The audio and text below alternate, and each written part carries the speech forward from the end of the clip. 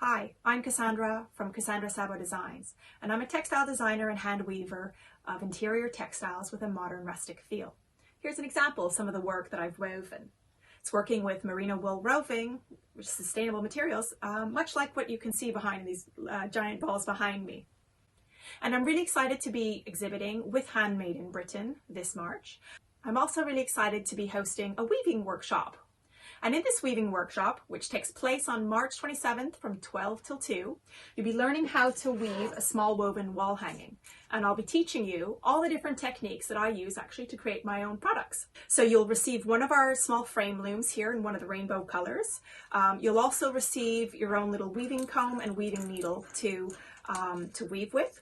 You'll also get your choice of color in our little yarn starter packs. So you'll get some wool roving, you'll get some chunky merino, you'll get some nice cotton macrame cord, and you'll get some warp yarn and some Kilcara tweed, which is a rug yarn. And I like to include all the different types of yarns for beginners to get an understanding of the different fibers and how they play, how you can play with them and how to create different patterns, because it's important to experiment when you're learning.